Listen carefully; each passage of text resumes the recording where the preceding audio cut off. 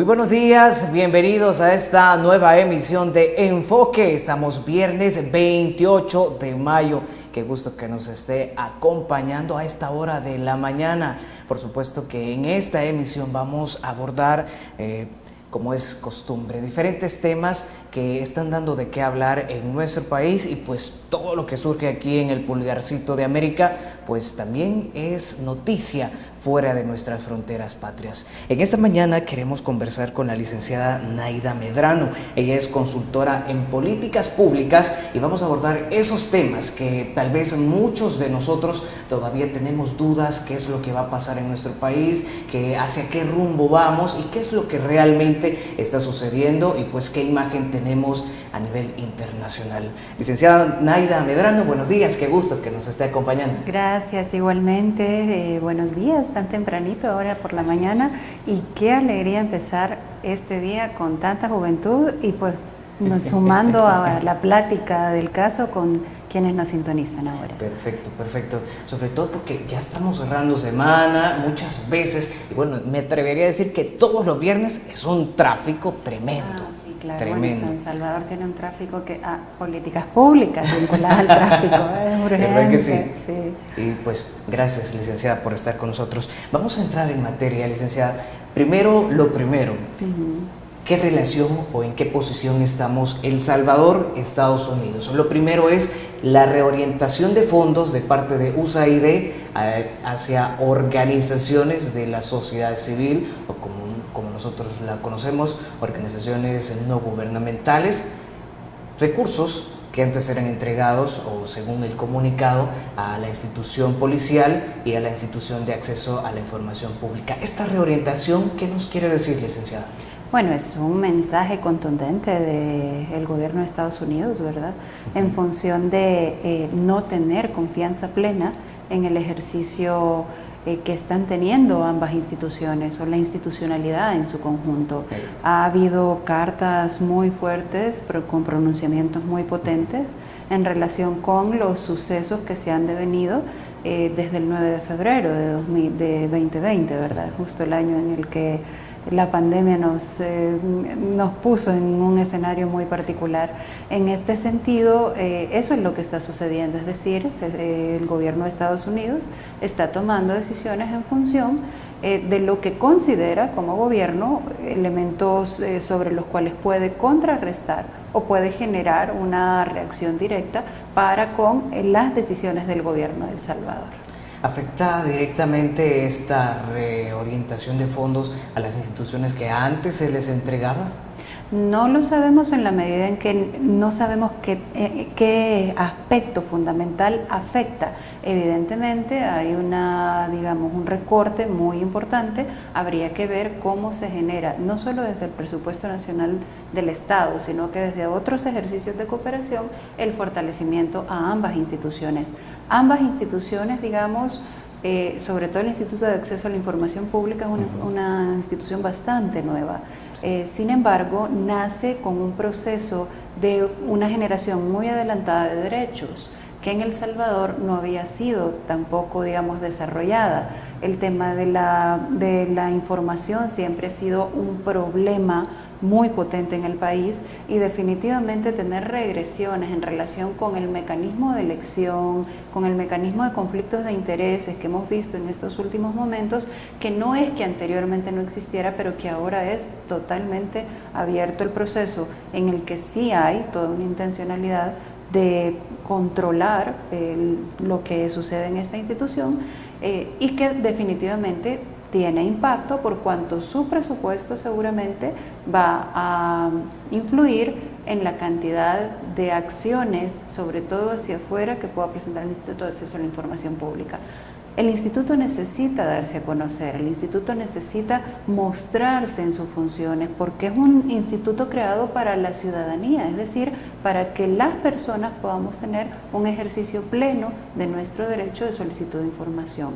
Esperamos que igual este recorte no genere un impacto de mayor reserva hacia la población, sobre todo por la percepción de la no existencia del mismo.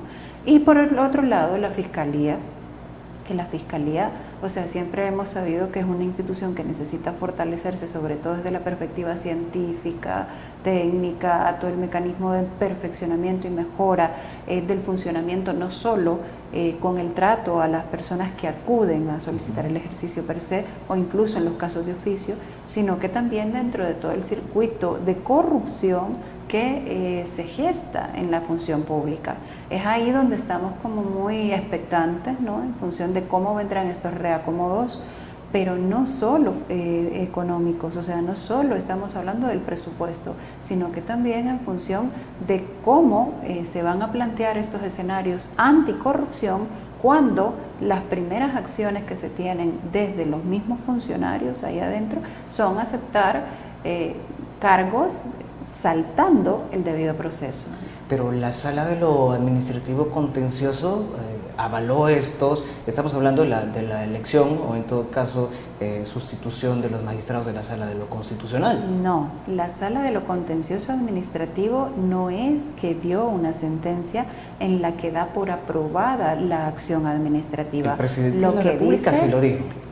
Claro, en Twitter puede decir todo lo que él considera que debe decir. Sin embargo, el hecho, la sentencia lo que manifiesta es que no va a conocer el caso porque no es de su competencia. No es que está conociendo el hecho realizado por la Asamblea Legislativa, sino que simplemente se está deslindando en sus competencias, de acuerdo a la sentencia emitida, porque no es un espacio de su digamos, jurisdicción o competencia. Podríamos decir entonces es como una similitud como lo que hizo la misma Sala de lo Constitucional el mismo 1 de mayo pues, dar el recurso que era inconstitucional esta suspensión de sus cargos como magistrados.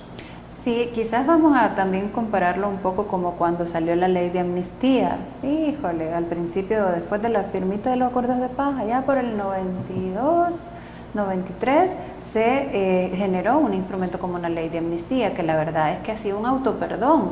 Entonces, cuando la sala emite también ese tipo de resoluciones en donde se reafirma, es como me reafirmo sobre un ejercicio que no voy a criticar porque estoy dentro de un proceso no solo de sustitución, ¿verdad? Porque al fin y al cabo la Asamblea Legislativa lo que hizo fue la sustitución de funcionarios, sino que también dentro de una lógica de debido proceso poco desarrollada, que realmente, o sea, por algo existen los procesos también. El problema fundamental del país, que lo que estamos viendo es una réplica, solo que mucho más tangible o algo que puedo tocar, ¿verdad? Lo puedo ver y puedo decir de plano, esto está pasando, es que esta institucionalidad no cumple sus debidos procesos y muchas veces se ve llena de este tipo de decisiones de dedo, ¿verdad? O sea, ni siquiera elecciones que guardan el debido proceso contenido en la ley, sino que de una vez. Y no es nuevo, no es nueva la problemática, sin embargo ahora es mucho más visible y tangible por el peso del poder que está concentrado en la Asamblea Legislativa, en el Ejecutivo y ahora también en el Judicial. Entonces por eso podemos mencionar que es una alta preocupación de parte del Estado norteamericano en cuanto a lo que está sucediendo con la institucionalidad del Estado, y por eso también la visita del enviado especial para el Triángulo Norte, Ricardo Zúñiga, pues específicamente el 10 de mayo estuvo casi 3 días acá en el país. ¿Y qué dijo él? Preferimos que aquí en El Salvador estuviese como hasta el 30 de abril.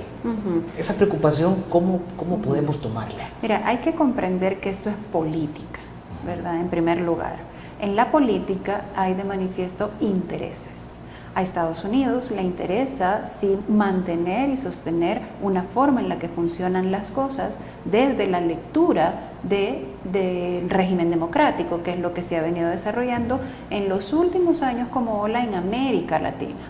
Sin embargo, hay que acotar diferentes elementos. Uno, Estados Unidos, si bien es cierto, ha sido el principal socio comercial de El Salvador, no solo ha sido el principal socio comercial, sino que también ha tenido intereses geopolíticos en toda la región, y eso ha mantenido sobre el renglón, o sea, ha mantenido su dedo en el renglón en las decisiones políticas que suceden en el país.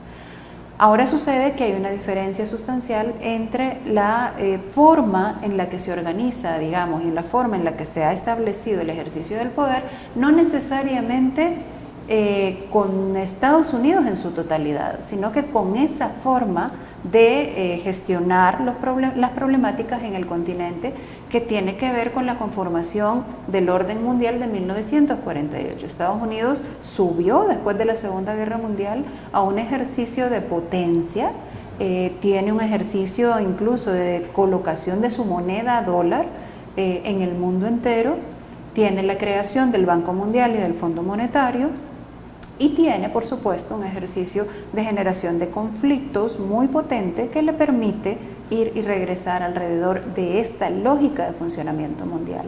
Frente a eso es donde vemos a un actual presidente de El Salvador que no compatibiliza, digamos, con esta lógica de orden mundial, pero que no necesariamente ataca la figura del imperio, sino que es la figura de ese espacio en el que se desarrollaron las cosas durante todos estos años.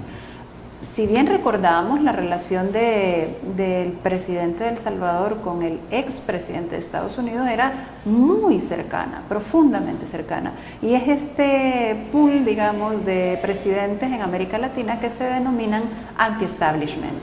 Entonces lo que hay que comprender es que no es un discurso de soberanía plena, amplia, completa, desde la dignidad y desde el ejercicio de una construcción propia, sino que obedece al cierre de un ciclo de un orden mundial con el que una serie de presidentes en el mundo, digamos, no comparten ya esta visión de orden mundial y que se están plegando más a una visión, digamos, desarrollada desde los 4 años que formalmente desarrolló el expresidente Donald Trump, pero que definitivamente sigue con una visión de construcción muy por debajo de la mesa. Bien, licenciada, tenemos que hacer una pausa, pero solo para aclarar, El Salvador está en la mira desde el 9 de febrero, el tan 9F que han nombrado del 2020, en el día en que el presidente pues irrumpió, podríamos decir, si cabe esa palabra, el Salón Azul del Palacio Legislativo,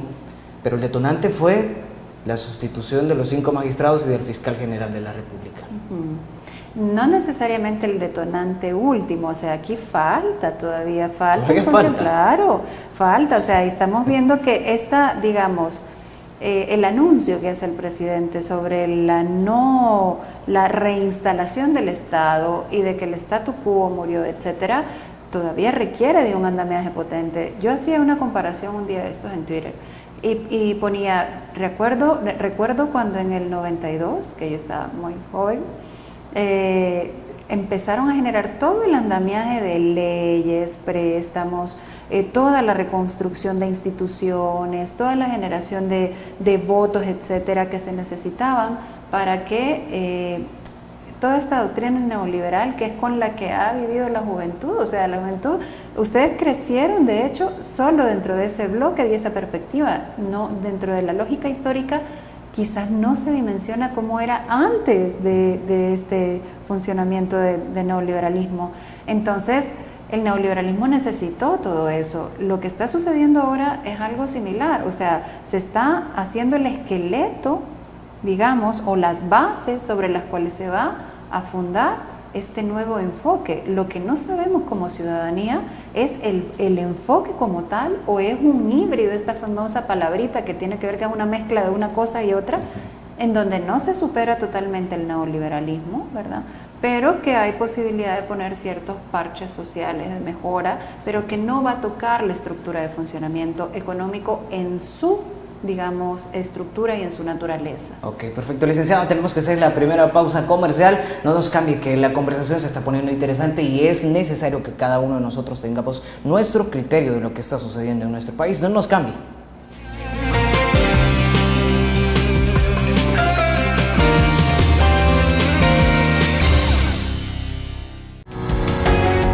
Samvar, una empresa que cree en la sostenibilidad ecológica y en la cultura de productos biodegradables en El Salvador, decididos a proveer las mejores soluciones en limpieza, porque cuidar el medio ambiente es tarea de todos.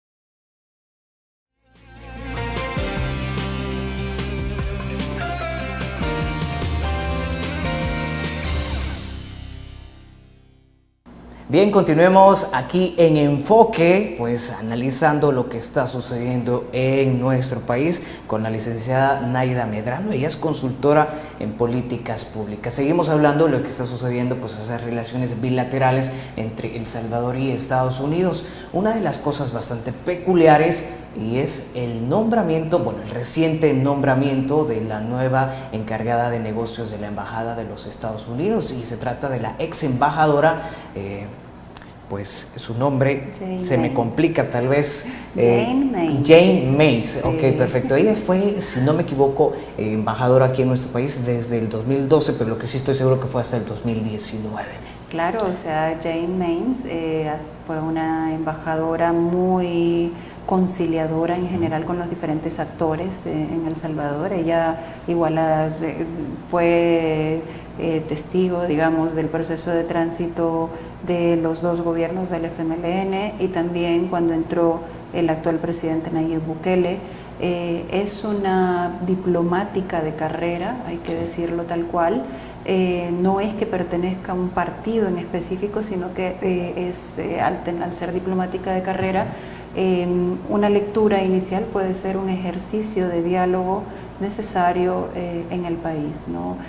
Pienso que el papel de la embajadora Mains en ese entonces, ahora encargada de negocios, irá sobre todo alrededor de reconocer los terrenos sobre los cuales en materia económica El Salvador y Estados Unidos todavía pueden dialogar. Recordemos, y aquí es importante, es interesante recordar aquel discurso que fue el primer discurso que dio el presidente de la República actual frente a Heritage.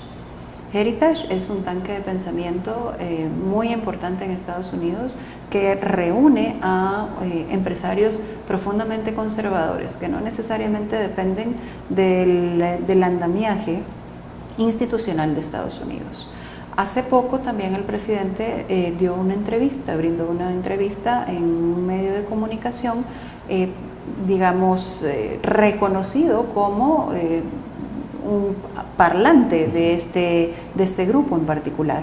Entonces, la relación con Estados Unidos per se, con el país como tal, es muy probable que se mantenga en función de esa bilateralidad que ha ido construyendo el presidente de El Salvador con estos empresarios de Estados Unidos. ¿A dónde es que hay una grieta? Con la oficialidad, es decir, con este ejercicio en donde no solo la embajadora Mains seguramente tratará de profundizar, sino que verá aquellos mecanismos en donde se puede estructurar y mejorar el diálogo en materia mercantil. Y por supuesto, para que el comercio fluya, siempre hay intereses políticos en donde seguramente Estados Unidos pondrá sobre la mesa lo que le interesa, y El Salvador entonces así podrá responder o proponer o conversar en función de lo que como país también está decidiendo, está definiendo. Por otra parte está China, ¿verdad? Entonces eso también nos da algunos elementos de reconocimiento de la geopolítica, ¿verdad? O sea, El Salvador como país soberano debe de hablar con todos los países con los que pueda colaborar, cooperar, etcétera. Sin embargo, digamos que se está rompiendo la forma tradicional de condensación de relaciones vinculadas a un dominante, ¿verdad? Sin embargo, acá también un analista nos dijo que las relaciones Estados Unidos-China es sumamente comercial, sin embargo no influye en esas relaciones. Claro. ¿Por qué tendría que influir hoy El Salvador en sus relaciones con China y pues digamos un celo de parte de la nación? son mensajes políticos, sobre todo, muy profundamente políticos. Es decir, Estados Unidos, en una lógica hegemónica, ¿verdad?, en el tema de geográficamente, le interesa mantener un ejercicio de política con los países del continente. Somos lo que en muchos años se denominó el patio trasero de Estados Unidos. Cuando Estados Unidos le da gripe, a nosotros nos da a todos, porque claro, hay un profundo sentido de dependencia cultural, comercial, que profundizó, por supuesto, los tratados de libre comercio desde una perspectiva muy asimétrica. No es que China no sea un imperio, porque o sea, su lógica, su inicio, su creación es definitivamente desde esa lógica imperial. Sin embargo, funcionan diferente en sus políticas y sus geopolíticas a nivel internacional. O sea, hay que ver la descripción de cómo toma decisiones Estados Unidos a la hora de generar mecanismos de diálogo con otros países, por ejemplo, el caso del Medio Oriente, el papel de Estados Unidos en Medio Oriente, el papel de China alrededor de esto o no, y con otras zonas geográficas en donde no predomina, digamos, el ejercicio militarista, aunque hacia adentro sí se defina como un país autoritario, ¿verdad?, y con una expansión comercial lo suficientemente profunda como para mantener relaciones comerciales con otra potencia o en su momento con otra lógica de imperio como Estados Unidos, entre otras. Para concluir con este reciente nombramiento como encargada de negocios interina de la Embajada de los Estados Unidos, Jane Mains, podríamos decir que es una nueva oportunidad o una respuesta a lo que el anterior encargado de negocios, Brendan O'Brien, y el enviado especial para el Triángulo Norte, Ricardo Zúñiga, mencionaron que las relaciones solo querían que se fortalecieran más entre El Salvador y Estados Unidos. Es posible, o sea, el enunciado político está tanto de Estados Unidos como de El Salvador. Nunca se ha dicho que se cierra totalmente el proceso de diálogo. Hubo algunos enunciados dichos por la embajadora Ponte. Sin embargo, llegar a ese nivel también son otras decisiones en política y geopolítica que tienen también su consecuencia, ¿no? En ese sentido, pienso que si a alguien puede escuchar de Estados Unidos, el presidente de El Salvador, Nayib Bukele, puede ir por ahí, puede ir por la voz de la embajadora Jane Mains, que creo que es lo que se había limitado, es decir, el ejercicio de diálogo entre la oficialidad de El Salvador y la de Estados Unidos es la que estaba bastante limitada. Quizás ahora es tiempo de escuchar y de conversar entre los dos países dentro de esta perspectiva. Ahora, es encargada de negocios interina, todavía serán pláticas muy iniciales, ahí hay un mensaje político también. Para el Parlamento, los diputados aprueban y avalan pues este nuevo nombramiento, de hecho que es una persona que conoce de primera mano la realidad de nuestro país, entonces esa aprobación tendría que verse reflejada también en el órgano ejecutivo. Claro, ambos, o sea, quien al fin y al cabo recibe las credenciales es el presidente de la República, entonces recibirá las credenciales y ya de hecho puso un tuit el presidente de la República diciendo que se recibe con mucho, con un agradecimiento de haber sido incluso la embajadora prácticamente de El Salvador en muchos lugares, ¿no? Creo que es un buen punto de partida, ahora que está de moda, una jugada maestra, ¿verdad?, el ajedrez. Hay que ver cómo se desarrolla, porque vamos a ver los tonos también de las pláticas y hasta dónde avanza esto en función de lo que perciba Jane Mains y de lo que también se construya desde el país. Sin embargo, licenciada, está lo que usted ya mencionó, como esa espinita o ese pelo en la sopa, si lo podríamos decir así, esa relación con China. De hecho, en la Asamblea Legislativa se aprobó o se ratificó el convenio económico con el país asiático.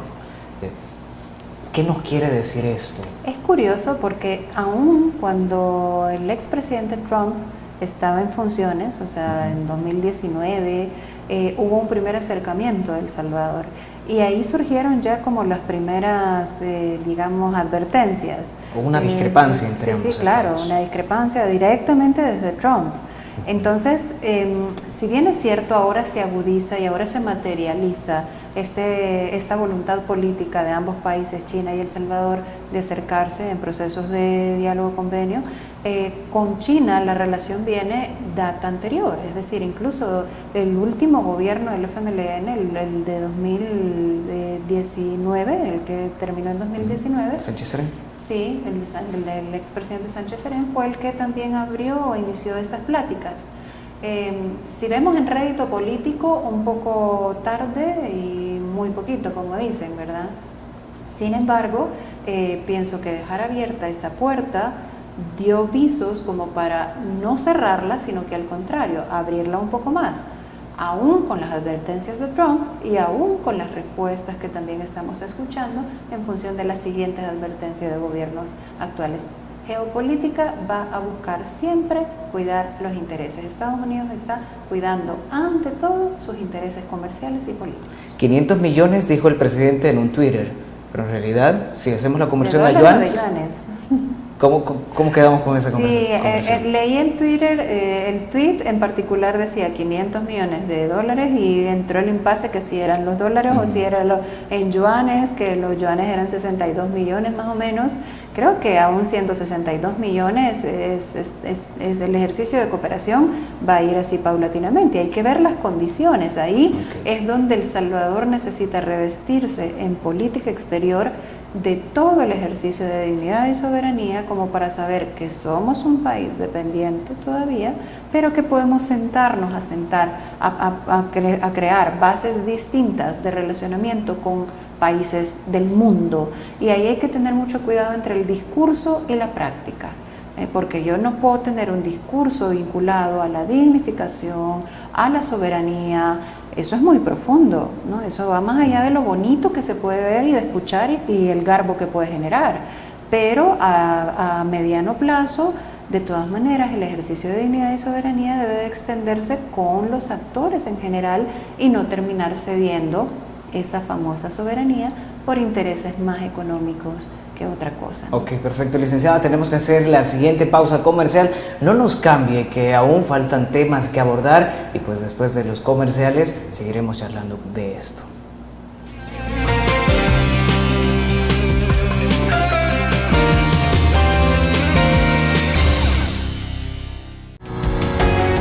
Samvar, una empresa que cree en la sostenibilidad ecológica y en la cultura de productos biodegradables en El Salvador, decididos a proveer las mejores soluciones en limpieza, porque cuidar el medio ambiente es tarea de todos.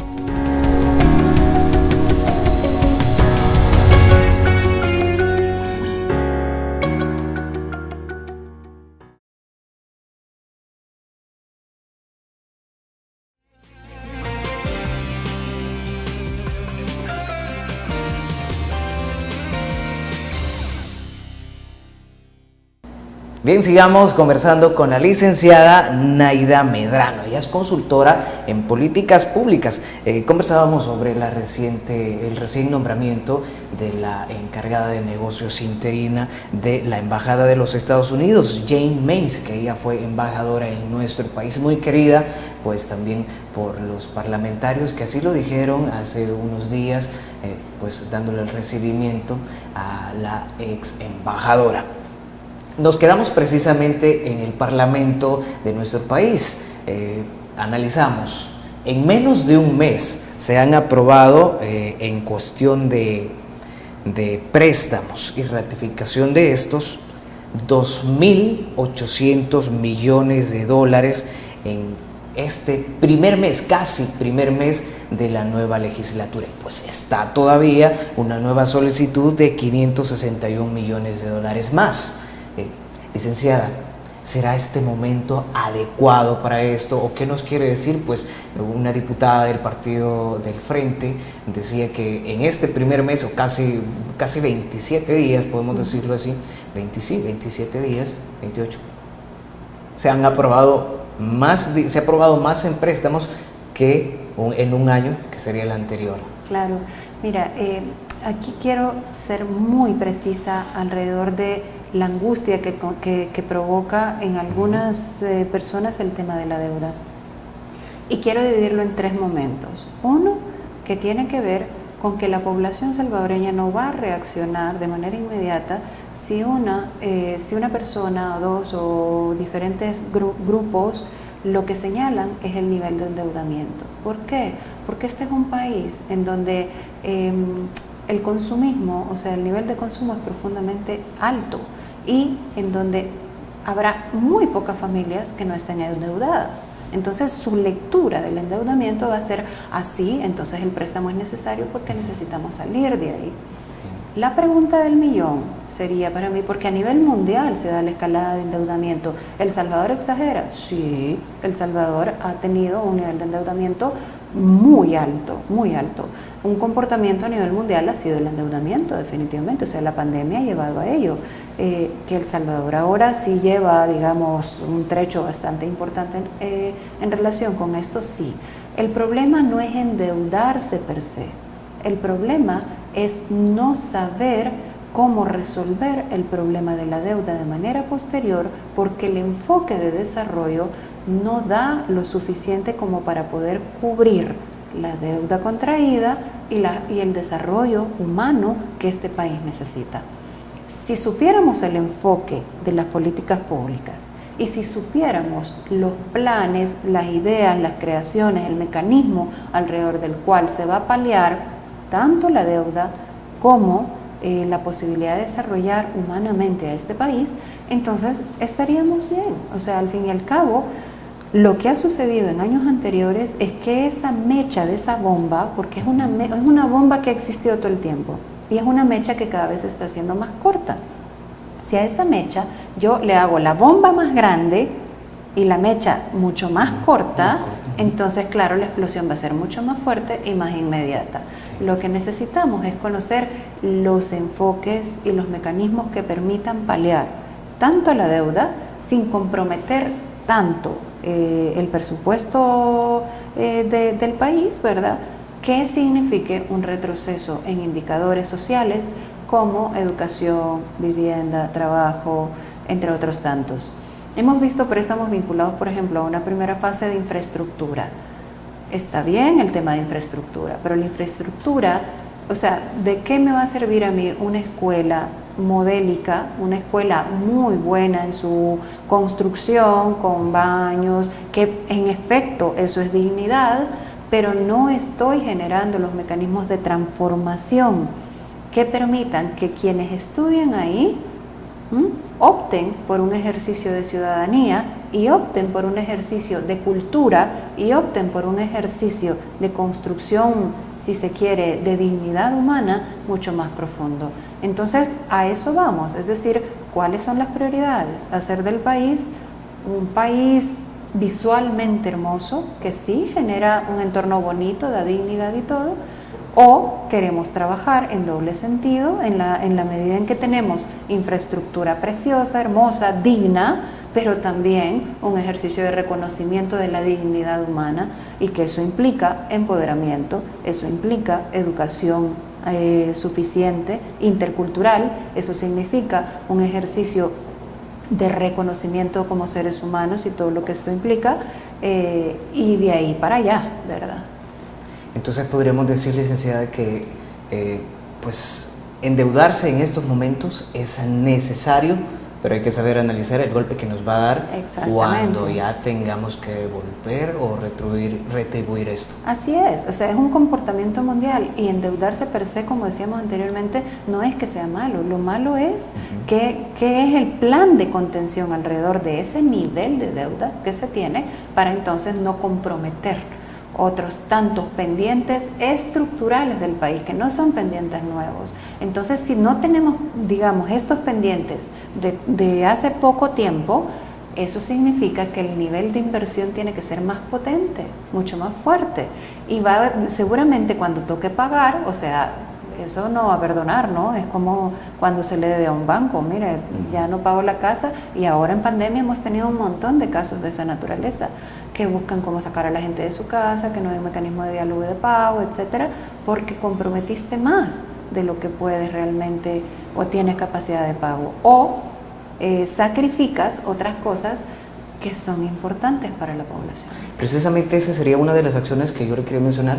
¿Será que si no se logra pues ese pago, tendremos que aumentar el IVA? Es una posibilidad, pero ahorita estaríamos especulando totalmente. Ahora, el mecanismo de cómo está distribuido el IVA sí genera esta gran desigualdad, por ejemplo, en el tema de políticas fiscales de recaudación. Es decir, quien mayormente entrega permanentemente el tema de los impuestos es el ciudadano común y corriente. Los grandes evasores, los grandes, digamos, empresarios, los grandes capitales que lograron encontrar un paraíso fiscal en este país, pues hacen de sus fortunas, digamos, un modo de vida que es en detrimento de la calidad de vida del resto de la población. ¿Cuánto tiempo, licenciada, podríamos esperar para tener esa aclaración o esa descripción de lo que estamos dando ahorita? Que sea bueno, sea negativo, sea positivo. ¿En cuánto tiempo nosotros nos daremos cuenta de eso? Yo no creo que mucho tiempo, porque los tiempos actualmente van a mayor velocidad. Tenemos información en redes sociales, nuestro alrededor también es mucho más inmediato de conocimiento y reconocimiento. Ahora sí hay mucha individualidad. Es bien interesante este ejemplo. Cuando estuvimos en cuarentena estricta, la primera manifestación individualizada que existió fue la de las banderas blancas. La primera. Entonces la gente entiende cuál es su prioridad, la comprende y la coloca. ¿Qué es lo que sucedió después? Empezaron sí a llegar las cajas, pero que por ejemplo durante el periodo de la cuarentena estricta hubo hambre en este país, sí la hubo, y la manifestación inmediata fueron las banderas blancas. Entonces eso lo vamos a ir viendo en escalada en la medida en que se sacrifiquen derechos, en que se sacrifiquen programas sociales y no se logre tocar el corazón de la injusticia social. Ahora, seguramente las niñas y los niños van a poder ir a estudiar a una escuela muy bonita. Eso es dignidad, nadie dice que no. Pero si va a la escuela bonita y no tiene un ejercicio de alimentación adecuada, sostenido, y no tiene un ejercicio de dignificación en su, digamos, contenido educativo, y no tiene un ejercicio de reconocimiento de su núcleo familiar como un lugar en el que se puede dialogar, en el que se puede construir, sino que la violencia intrafamiliar ahí impera. Si en su comunidad, además, hay un ejercicio de violencia bastante fuerte, aunque los homicidios hayan disminuido. Si además, cuando sale de su colonia o de su comunidad, se encuentra con un tráfico atroz y voraz o dentro del bus, ¿verdad? Como sucede en Soyapango, le diré. Como sucede en Soyapango. Ir a agarrar el bus con esta lógica de que el día empieza con nivel de estrés infinito, ¿verdad? Entonces estamos realmente priorizando donde no se debe priorizar o no se va de manera paralela. Eso realmente serían políticas públicas con enfoque de derechos humanos, que es la gran deuda en este país. Ok, perfecto. Vamos a hacer la pausa, licenciada, de inmediato, porque ya cuando regresemos al último bloque nos quedan muy pocos minutos. No nos cambien.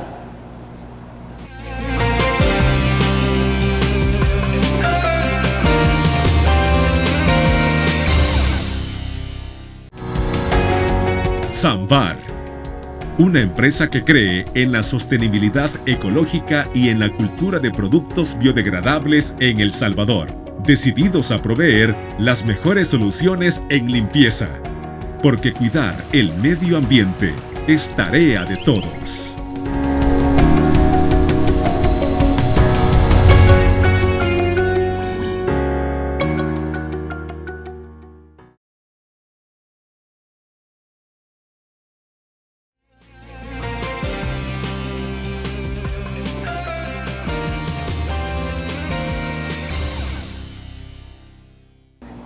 Bien, vamos a aprovechar estos últimos minutos que nos quedan de esta emisión. Nos quedamos en el primer órgano de Estado, una comisión especial que investiga fondos que se le dieron a organizaciones no gubernamentales de parte del presupuesto de la Asamblea Legislativa. Y para ser específicos, según el viceministro de Hacienda, Germán Posada, son 273 millones de dólares que se le dieron a 360 ONGs en 11 años. Licenciada, primeramente, ¿se puede hacer esto? ¿Cómo está la cuestión? Claro que ahí? se puede. Incluso en políticas públicas, una de las lógicas de funcionamiento tiene que ver con un modelo que se llama modelo de gobernanza. Lo que hace la institucionalidad pública es descargar, digamos, cierta responsabilidad institucional en organizaciones no gubernamentales que llegan o que suplen, digamos, de alguna forma el accionar de la institucionalidad pública. Claro que existe a nivel mundial, claro que hay derecho comparado incluso en relación con esto y políticas comparadas en relación con esto. En España, de hecho, tiene rango constitucional que se otorga un porcentaje del presupuesto general del Estado a organizaciones de la sociedad civil, si quieres, que apoyan en determinadas temáticas en las que el Estado no puede llegar. Tiene sus pros y tiene sus contras, por supuesto. En sus pros tiene que ver con un proceso de descentralización de las decisiones de la institucionalidad pública y con la posibilidad de que aquellas organizaciones puedan llegar al espacio en el que normalmente y digamos cotidianamente la institucionalidad pública ha dejado de llegar, por las razones que sean. Por otra parte, otra ventaja que tiene es que genera un mecanismo de diálogo y de gobernanza mucho más amplio, más abierto. ¿Cuáles son los inconvenientes de este ejercicio, de este modelo? Que claro, puede generar mecanismos de corrupción en relación con los que se relacionan como organizaciones de la sociedad civil que no necesariamente vayan con ese fin último de suplir la obligatoriedad del Estado, sino que pueden tener intereses vinculados con de otra naturaleza. Puede que sean parientes, puede que quieran otorgar un presupuesto porque le va a buscar votos en la localidad. Entonces, esos actos de corrupción son los que son cuestionables. Son los que podríamos decir o recordar las palabras del presidente de la Asamblea Legislativa, ONG de fachada. Claro, ellos lo ponen como ONGs de fachada como tal, ¿verdad? Sin embargo, habría que hacer una distinción genuina.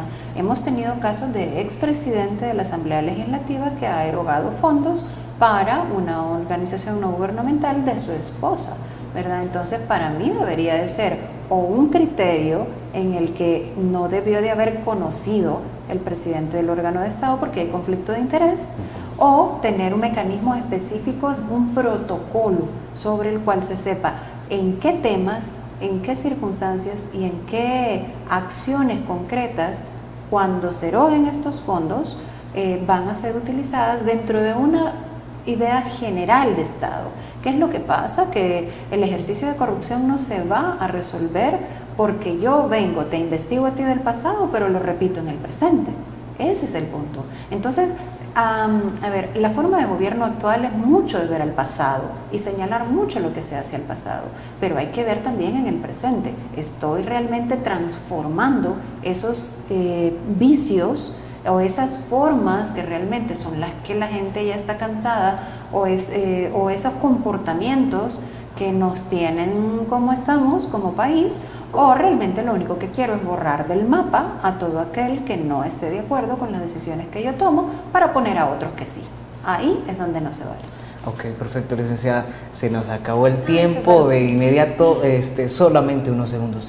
Entonces, como salvadoreños, tenemos que estar a la expectativa de todo lo que sucede aquí en el país. No solo a la expectativa, pienso que el ejercicio de participación política es clave y como la vez que nosotras y nosotros reclamamos en relación con el ejercicio del voto, con el ejercicio de salir con banderas blancas, con el tema del agua, creo que este país lo que demanda es una participación política de nosotros y nosotras. Basta de darle toda la confianza, el amor y el cariño solo a una persona. El amor empieza por uno, por una misma. Si yo no soy capaz de quererme decir, esto no está bien por aquí, y lo voy a decir, va a ser bien difícil que alguien más lo asuma. Ok, perfecto. Muchas gracias por estar con nosotros, licenciada. Gracias a ti, al espacio, y qué chévere, me gusta esta plática intergeneracional. Espero que próximamente podamos tenerla nuevamente, porque se nos quedaron temas que teníamos que abordar, pero el tiempo no nos hizo el Un favor. gusto inmenso y saludos a quienes nos Perfecto. pudieron ver esta mañana. Perfecto, muchas gracias, licenciada. Y a usted también, pues gracias por estar siempre pendiente de la señal positiva de Canal 8. Le deseo pues que siga disfrutando de su viernes, que muchos esperan tanto el viernes, ya llegar viernes, pues ya estamos en viernes. Disfrútelo, pero eso sí, disfrútelo con responsabilidad, pues la pandemia aún sigue, el COVID-19 aún sigue y es necesario que nosotros sigamos implementando las medidas de bioseguridad para que esa tasa de contagios en nuestro país siga cada vez más a la baja. Les deseo ya también un feliz fin de semana. Gracias por habernos acompañado. Bendiciones.